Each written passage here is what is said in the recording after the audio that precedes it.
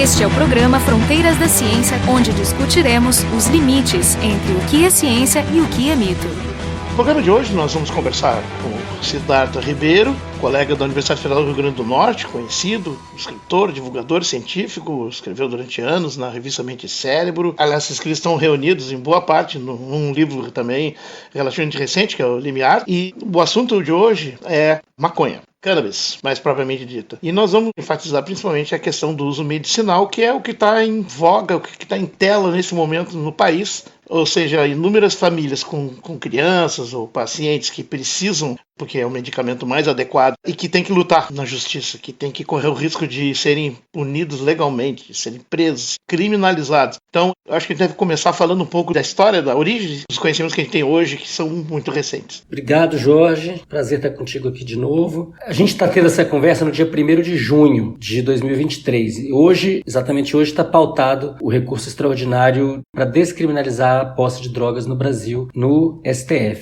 Essa história desse recurso extraordinário é um caso de uma pessoa que estava presa já, encarcerada, e foi apanhada com 3 gramas de maconha, creio, e processado novamente. Então ele arguiu que isso é inconstitucional, que ele não está fazendo mal a ninguém, e que, na verdade, a lei de drogas de 2006, a 11343, é uma lei que é inconstitucional porque não garante direitos individuais fundamentais. Então isso foi ao STF. Em algum momento o STF disse que isso tinha repercussão geral, ou seja, não se trata só do caso daquela pessoa, mas que é alguma coisa que se aplica a todo mundo. E aí abriu-se essa discussão e a votação com 3 votos a favor dessa descriminalização. Os ministros Gilmar Mendes, Barroso e Fachin já votaram. Os ministros Fachin e Barroso apenas para descriminalizar a maconha e não as outras drogas, e o ministro Gilmar Mendes um voto mais amplo dizendo que tem que descriminalizar tudo. Porque o problema maior não é a droga pode ser problema ou não. E se quando ela é problema, independente da droga, seja qual seja, é preciso de um atendimento de saúde e não de um atendimento policial. Então a gente tem que lidar com os problemas. Fazer uso de substâncias é da cultura humana. Tanto é que muita gente é contra as drogas, mas vai todo dia à drogaria comprar drogas. E tem muita confusão nesse debate. Eu achei o voto do ministro Gilmar Mendes muito abrangente, bem fundamentado. Mas isso foi há muitos anos, né?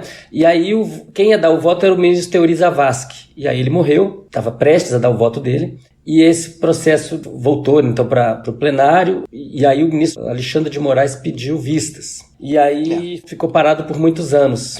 Ele tem uma posição histórica. A gente não sabe, né, como ele vai se posicionar de fato.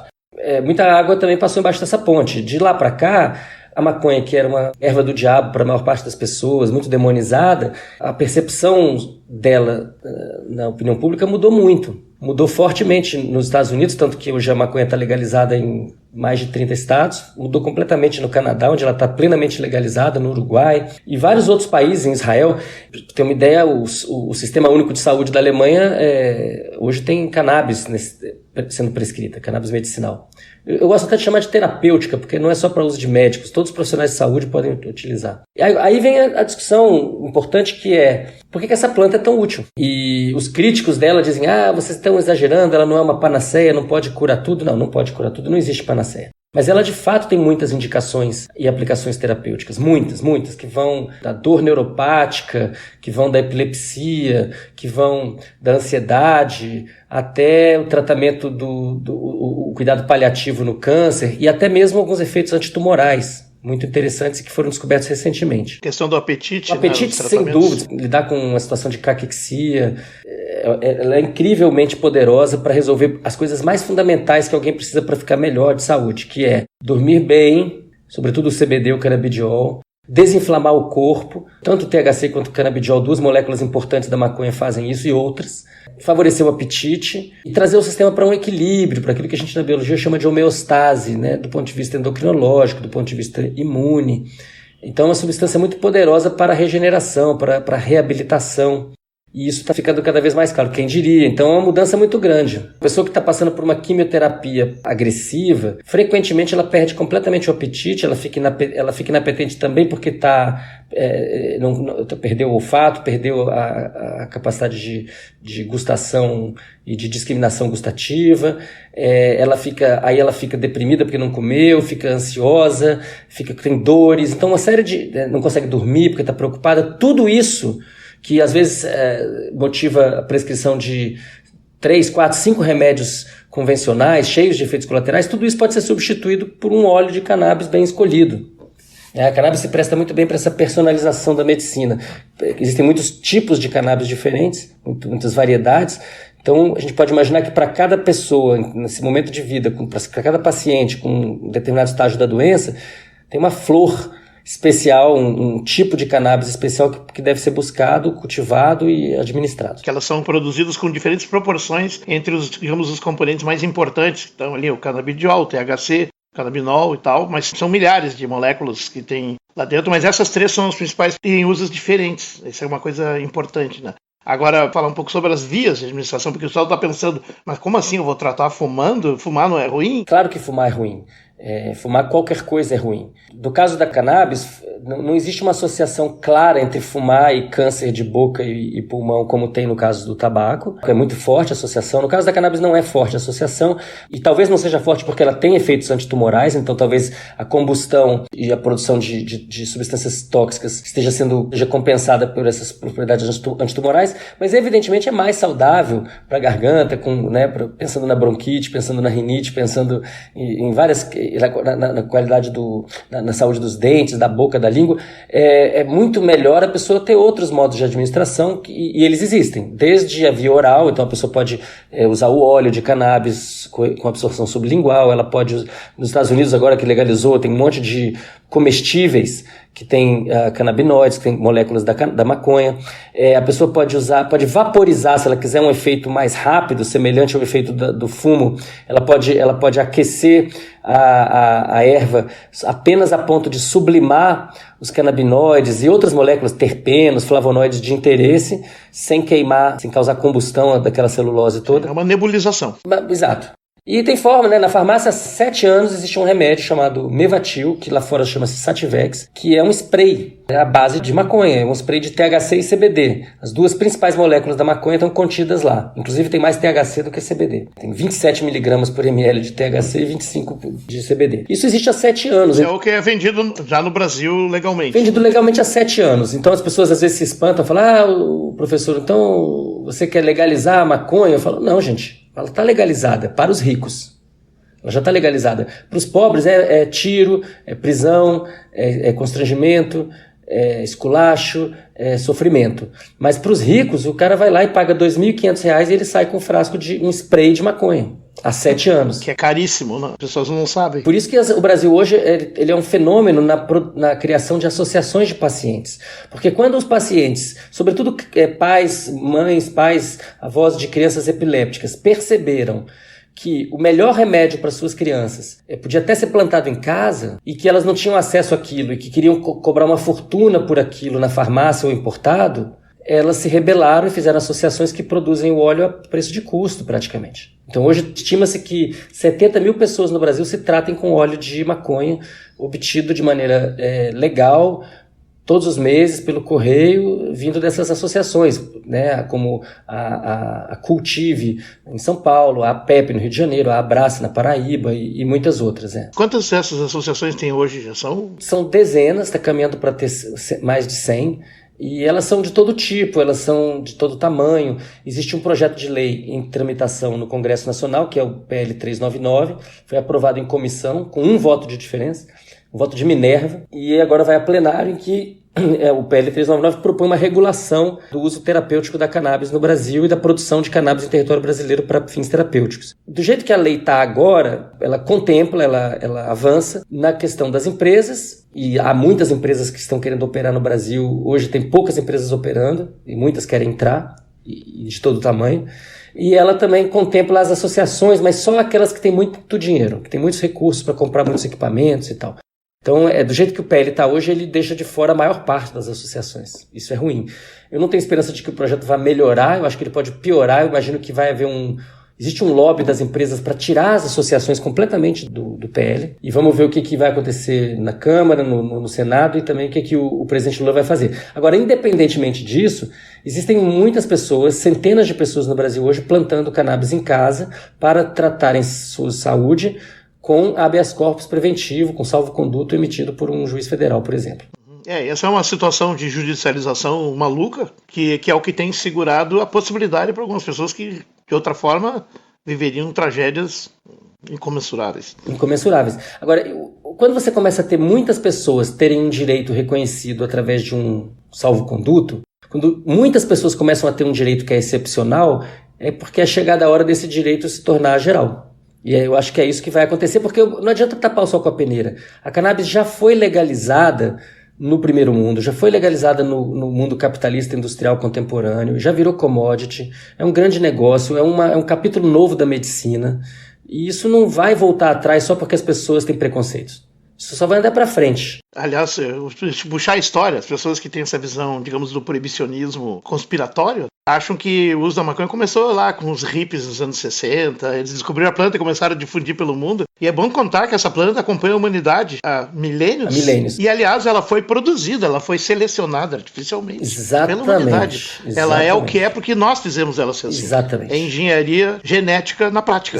Exatamente. A gente tem que olhar para a cannabis com o mesmo respeito que a gente olha para o trigo, que a gente olha para a maçã, para o milho, que a gente olha para o cachorro. Existem mais de 700 raças de cachorro no mundo, e essas raças foram construídas por nossos ancestrais para satisfazer necessidades humanas muito específicas. A maconha é exatamente a mesma coisa. Eu gosto de chamar ela de cannabis.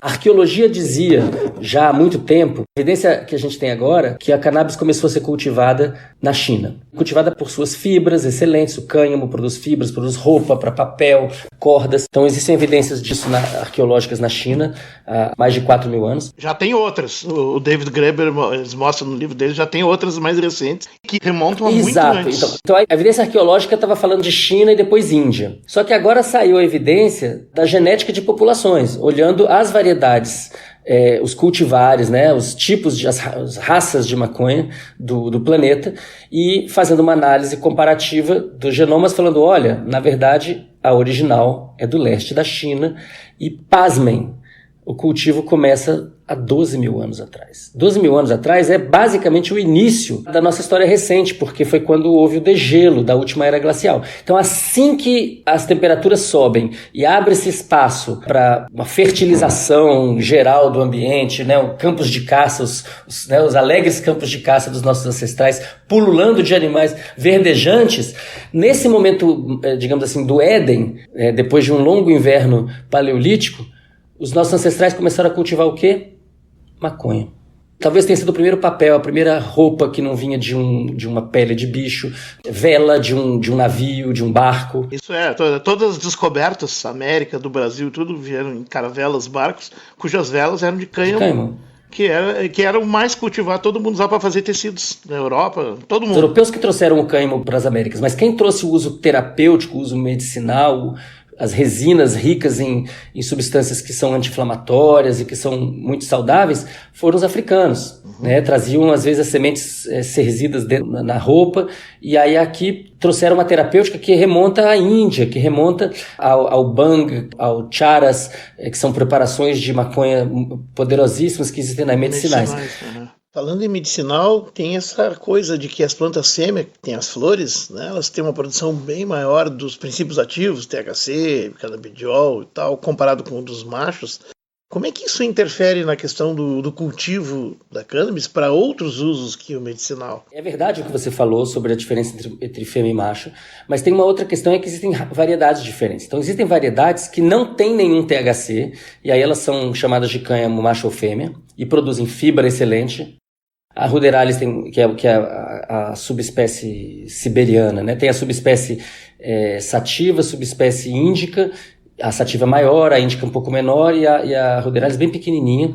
E essas 3 subespécies deram origem a centenas de variedades. E essas variedades, inclusive, a evidência que a gente tem hoje em dia é que as diferenças entre elas não são simplesmente dadas pelos canabinoides, pelas moléculas semelhantes ao THC, ao CBD que a gente já mencionou aqui, mas inclusive a outras moléculas como os terpenos, que são essas moléculas que estão envolvidas nos óleos essenciais, o cheiro de laranja, de limão, de abacaxi, que estão nas flores da maconha produzidas pelas plantas fêmea.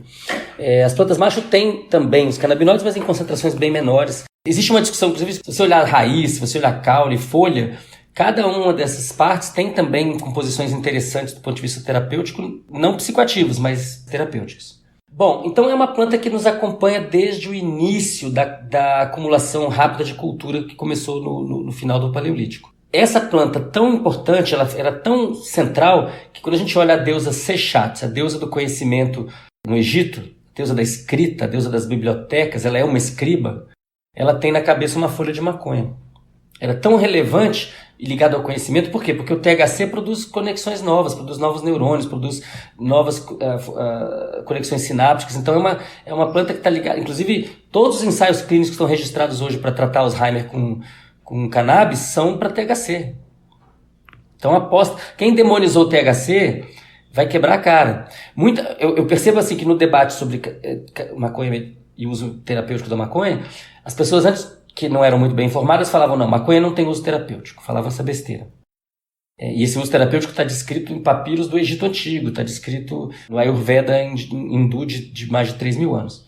Aí, agora que elas não podem mais dizer isso, porque afinal de contas é inegável, agora elas falam, canabidiol é do bem e todo o resto é do mal. O que é uma tolice enorme, porque primeiro que a gente não conhece bem todo o resto, que são centenas de moléculas, você falou talvez milhares, né? Você tem, como eu falei, canabinoides, terpenos, flavonoides, só os que a gente conhece dá uns 500. E tem um monte de coisa que a gente não conhece. Agora, a gente conhece um pouco mais sobre esses dois, THC e CBD, e o que a gente sabe mostra claramente que ambos são úteis para a medicina. Epilepsia, CBD. THC não, só se for um pouquinho, talvez, em algumas situações. Precisa dosar, porque só o CBD também induz tolerância. Exatamente, então o THC em baixa quantidade para impedir a tolerância pode ser uma estratégia, mas ele em grande quantidade para epilepsia não é uma boa. Não. Já para, por exemplo, quadros de demência e Alzheimer e tal, o THC é bom, inclusive tira a proteína beta-amiloide, proteína mal formada de dentro das células. Olha só, que potencial não só de parar o Alzheimer, mas talvez reverter. Pesquisa lá do Instituto Salk nos Estados Unidos.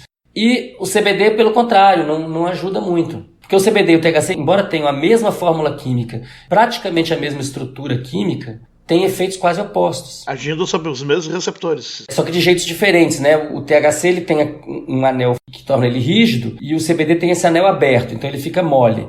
Aí o THC liga no receptor de maneira bem específica, no receptor, na proteína, né? Que está na célula, que reconhece, digamos assim, se ele é a chave, a proteína é a fechadura. Então ele se liga com força nessa fechadura. E o outro, o CBD, que é aberto e é mais flexível, ele não consegue ligar ali, mas aí ele acaba ligando em outros lugares de maneira menos específica, mas que eficaz, e aí tem uma modificação que a gente chama de alostérica, né, que modifica a forma daquela proteína, aquela fechadura muda de forma, ela agora já não liga direito com aquela chave. Então agora o CBD virou um antagonista do THC na prática. É lindo, né? Não, é uma coisa incrível. E, aliás, já esse é o gancho para falar que tudo isso é muito recente. Muito recente. Apenas em 1964 a gente começou a entender a maconha, quando Meshullam, lá em Israel, conseguiu isolar o THC. Conta um pouco dessa história rapidamente, assim como chegamos nos mecanismos, nos receptores, e que é a base de tudo. Essa história é muito boa, e é bom porque o pessoal, às vezes, conservador, é muito fã de Israel, e é bom a gente pegar o caso de Israel, porque Israel é o país número 1, é o líder mundial em pesquisa sobre maconha. E é líder mundial desde o início. Que autorizou a lavoura de maconha para poder ter material. Então, em 1964, esse professor Rafael Mechoulam, que morreu recentemente, e que se sobrevivesse mais alguns anos, provavelmente ia ganhar um prêmio Nobel, porque isso vai acabar dando um prêmio Nobel. Eles sabiam que a maconha possui vários lipídios, várias moléculas que são produzidas nas resinas, que têm efeitos terapêuticos, e que eles estavam procurando qual dessas moléculas podia ser responsável pelos efeitos mais evidentes da maconha na percepção, na cognição, na consciência, né? Então, o delta-9-THC é uma molécula entre muitas que existem lá. Ela está em grande quantidade na maior parte das variedades de maconha, mas não em todas. E ela já era conhecida, a molécula, mas eles não sabiam o que ela fazia. E aí ele isolou e fez a hipótese de que ela era responsável por esses efeitos, e aí, de fato, demonstrou. Inclusive, um experimento que ele fez para demonstrar isso foi fazer um bolo com o delta-9-THC e chamar a família dele e os membros do laboratório dele para comer o bolo, para convencer todo mundo. Então, em 64, um cientista, inclusive com a ajuda do exército, extraiu o THC e fazer a prova de princípio de que essa substância sozinha era capaz de explicar boa parte dos efeitos psicoativos da maconha. Bom, esse estudo ele abriu as portas para essa pesquisa que começou a crescer rapidamente. Só que era a época da guerra às drogas, então havia também uma tentativa política de impedir a pesquisa. Entre os anos final de 60 e início dos 70, o Brasil teve um papel importante, porque nós tivemos um pesquisador brasileiro que foi um pioneiro da investigação contemporânea dos efeitos antiepilépticos da maconha. Querido, saudoso, recentemente falecido mestre Elisaldo Carlini, professor doutor da Unifesp, antiga Escola Paulista de Medicina. O professor Carlini, ele, se tivesse vivido mais uns anos, talvez ganhasse o prêmio Nobel junto com o Merhula, porque essa pesquisa de CBD e epilepsia é a pesquisa mais importante de todas as que a gente pode mencionar, no sentido de mudar a opinião pública. Porque foi uma aplicação tão evidente, tão clara, o óleo de maconha com alto CBD. É o melhor remédio que tem para a maior parte das pessoas, com menos efeitos colaterais. Não deveria ser o último a ser tentado, mas o primeiro em cada tratamento. E isso ficou tão evidente nos últimos 20, 30 anos, que mudou a opinião pública dos Estados Unidos, do Canadá e mesmo do Brasil. Então, essa premiação para epilepsia não seria descabida, ao contrário, ela seria, eu diria, necessária, porque o caso da epilepsia foi o IPOM, né, o golpe definitivo aplicado nesse debate. Hoje ninguém consegue dizer que cannabis não tem uso terapêutico. Tem crianças, por exemplo, que têm diversos ataques epiléticos por dia. Isso simplesmente detém o desenvolvimento cognitivo da criança e afetivo. É um pesadelo para todos. Não é um encéfalo anormal. Poderia se desenvolver normalmente. E com o uso de óleos essenciais, como esse do canabidiol, ou os tratos da própria maconha, tu consegue evitar esses ataques e ter uma criança que volta à normalidade. A melhora é tipo de 300 convulsões por semana para 1 ou 2, em muitos casos. Que dá para lidar. 99% para a maior parte dos casos já é muito, né? E também não é para todo mundo, né? Em qualquer estudo desse, se você for olhar, tem uma quantidade de pacientes que não se beneficiam e isso vale para qualquer remédio. É verdade, também tem isso, tem que ser realista. Isso sempre existe. Os anos 60 e 70 foram interessantes, a pesquisa avançou, mas aí ela começou a ser suprimida.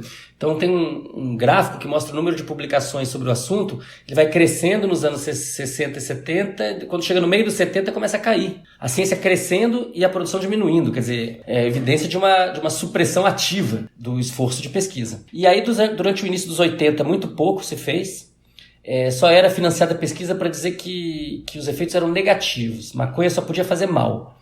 Era unicaudal a estatística, era só de um lado da hipótese. Só que aí o legal da ciência é que ela é anárquica, então não dá para tapar o sol com a peneira nem calar a boca de muita gente, não. Depois de um tempo, até aquilo que é muito bem fechado, hermeticamente fechado, acaba vazando. E isso foi o que aconteceu porque Israel não parou de fazer pesquisa. Então, no final dos anos 80 e início dos anos 90, pesquisadores em Israel, ou israelenses trabalhando nos Estados Unidos, ou pesquisadores nos Estados Unidos e na Europa, começaram a convergir para aquilo que foi a descoberta, uma incrível descoberta do sistema endocannabinoide. O que é o sistema endocannabinoide? São os canabinoides, as moléculas semelhantes àquelas da maconha, que existem dentro da gente, que são produzidas pelo próprio corpo, endógenas, endocannabinoides porque são endógenas, não exógenas, não vem da planta, não são fitocannabinoides, são endocannabinoides. E não poderia ser diferente, porque... Por que tu tem o receptor lá? Ele surgiu, foi colocado lá esperando o dia alguém fumar um baseado? Não. Exato. Ele já estava lá. Exato. Então, a partir da noção de que existem substâncias que têm efeitos no sistema nervoso, que têm efeitos na verdade, sobre todo o corpo, que são os canabinoides. As pessoas encontraram a proteína que recebe esses canabinoides, ou seja, a partir da existência das chaves, encontraram a fechadura. Isso aconteceu em 89, que foi a clonagem do receptor CB1. E 3 anos depois, em 92, é encontrada a primeira molécula que é uma chave dessa fechadura, só que é uma chave produzida pelo próprio corpo. Por que o corpo ia produzir uma fechadura para uma chave que só existe na planta? Não faz sentido. Se essa planta está com a gente há 12 mil anos, não dá tempo de você criar essa relação e selecionar para isso. Então, provavelmente não, é o contrário, né? A gente começou a cultivar essa planta porque ela continha substâncias que se pareciam com as que a gente já tinha e a gente podia fazer várias coisas. Por exemplo, repor os níveis de canabinoides quando eles caem, que é o que acontece quando a gente envelhece. Hoje está ficando claro, né, Jorge, que a não ser nos casos de crianças com patologias específicas, por exemplo, uma epilepsia que pede o uso da maconha terapêutica, que é resistente. Mas a não ser no caso de doenças, de patologias, se a pessoa é saudável, ela não precisa de maconha quando é criança ou jovem. Pelo contrário, maconha quando ela é criança ou jovem pode atrapalhar. Ela precisa de maconha quando ela é adulta e idosa. Né? Porque à medida que a gente envelhece, os nossos endocannabinoides, a produção deles vai decaindo.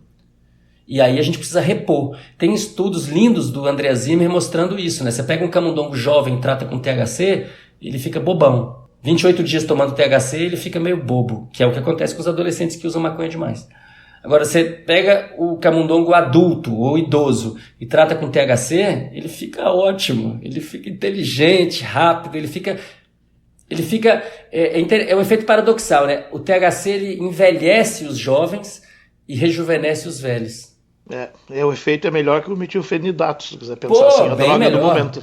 O metilfenidato tem 1000 problemas, inclusive de dependência, né? Pois é. A gente está saltando entre o uso medicinal e eventualmente eu menciono o uso recreacional, que é um outro passo, né?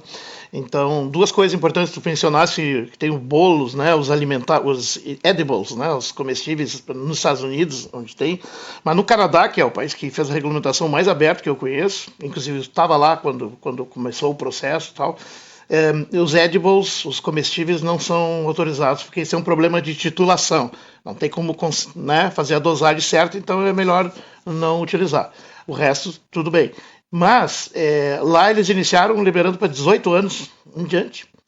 E aí começou o debate, veja que interessante, eles escutaram a ciência, né? Conseguiram mudar a idade mínima a 21 anos. E o que está mostrado, o desenvolvimento, a maturação de regiões corticais, como a região pré-frontal e outras, que é fundamental na cognição humana, ela é tardia. Ela termina em torno de 25 anos no humano normal. E esse desenvolvimento pode, eventualmente, ser perturbado com o consumo de substâncias que afetem... O consumo precoce abusivo de maconha, ele está associado a síndrome amotivacional, problemas cognitivos e emocionais, pode levar a um quadro de depressão, pode levar a prejuízos acadêmicos. Não é para todo mundo, mas Isso, porque muitas vezes as pessoas falam assim, mas eu conheço um cara que fumou quando tinha 14 anos muito e ficou bem. Claro, porque as pessoas são muito variadas, as genéticas das pessoas são variadas, a vida das pessoas, o ambiente que elas vivem, é tudo muito variado. Mas quando a gente olha a nível da população como um todo, faz todo sentido que essa experiência seja o mais tarde possível.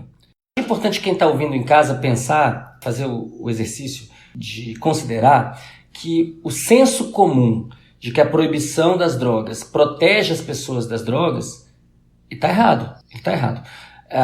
A situação atual, que é a proibição de algumas substâncias, e com toda uma violência associada a isso, uma violência que escolhe os pobres e os negros como alvo. E por outro lado, uma glorificação de outras substâncias, propaganda de álcool na televisão positiva, propaganda positiva de um monte de remédio, inclusive os que causam dependência. Tabaco já não tem a propaganda positiva. Mas ainda está lá. Mas está lá. Então, esse sistema que glorifica algumas e demoniza outras, que vende para as pessoas a ideia de que o que é legalizado é seguro, é de Deus, e o que é proibido é perigoso, é do diabo, essa ideia maniqueísta e mentirosa, cientificamente sem base, ela também não tem apoio na análise dos fatos da proibição como política social. Por quê? Porque se a proibição desse certo para baixar o consumo teria acabado no planeta. Já tem quase 100 anos de proibição de drogas no mundo e o consumo só aumentou. Uma das primeiras casas legislativas a passar uma lei contra a maconha foi a Câmara Municipal do Rio de Janeiro, que em 1830 tornou a maconha ilegal. Só que não era uma política nacional, muito menos internacional. Fito do Pango.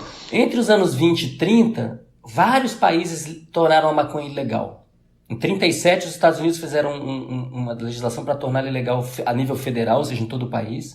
E em 61 tem a Convenção das Nações Unidas que coloca a maconha na lista das substâncias sem aplicação medicinal e proibida. Então, a gente tem aí, dependendo de como você olha, tem 200 anos de experiência de proibicionismo, em alguns países, mas no mundo como um todo, a partir dos anos 30, ele começou a se generalizar. A partir da lei seca. A partir da lei seca, inclusive, né? A lei que proibiu o consumo de álcool nos Estados Unidos por vários anos, ela deu muito errado e eles tiveram que voltar atrás porque ela fomentou a criminalidade. Toda vez que você proíbe alguma coisa que as pessoas querem, isso vai gerar um mercado paralelo, isso vai gerar a ilegalidade, é por definição, né? E quanto mais a repressão aumenta, mais aumenta o incentivo para que o outro lado se arme, se torne mais capaz, aumente a produção, aumente a escala. Então, no fundo, tentar parar com o consumo de substâncias pela repressão policial desse consumo é tentar apagar uma fogueira com gasolina. Por outro lado, tem a questão de como lidar com isso do ponto de vista humano.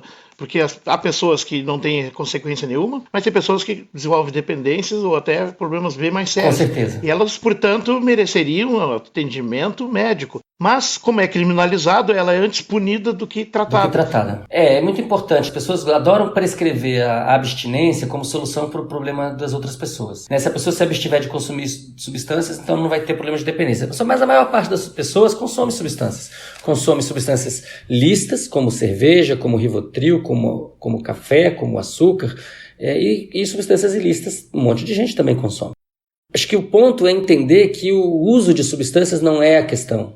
A questão é o uso problemático de substâncias. E quando há o uso problemático, antes da lei dos homens vem a lei da natureza. As substâncias são todas substâncias químicas, não tem nem a do bem nem a do mal. Se a pessoa tem problema com açúcar, tem que ser tratada. Se ela tem problema com cocaína, ela tem que ser tratada. Política de redução de danos. Então, o que protege os usuários? É informação de boa qualidade, para a gente saber quem são os grupos de risco. O que protege uma pessoa que é intolerante à lactose de problemas terríveis causados pelo consumo de lactose? Certamente a proibição do leite não resolveria, mas resolve você ter escrito na embalagem que aquilo contém lactose e do lado tem um outro produto que não tem lactose porque é feito de aveia. Então o que nos protege é o debate franco, amplo. E voltando para o que a gente falou no início, o debate que está rolando agora com esse recurso extraordinário no STF é muito semelhante ao debate que aconteceu em Portugal há 25 anos atrás. Portugal estava com um problema de uso problemático de substâncias pesadas como heroína. Resolveu em grande medida esses problemas descriminalizando o porte de substâncias até, creio que 10 doses por indivíduo. Eles definem em lei o que é dose. E tratando isso como problema de saúde. Então, se a pessoa tem um problema, ela agora se sente livre para procurar um agente de saúde e falar, olha, eu preciso de ajuda. Não tem medo de procurar o médico. E aí não tem ninguém tomando tiro na cabeça por bala perdida numa guerra contra as drogas que só enxuga gelo, que nunca vai eliminar o consumo, até porque corrompe o aparato policial e judiciário. Nossa conversa de hoje foi com Siddhartha Ribeiro, da Universidade Federal do Rio Grande do Norte. Querido, brigadão, um forte abraço, axé pra todo mundo. O programa Fronteiras da Ciência é um projeto do Instituto de Física da URGS.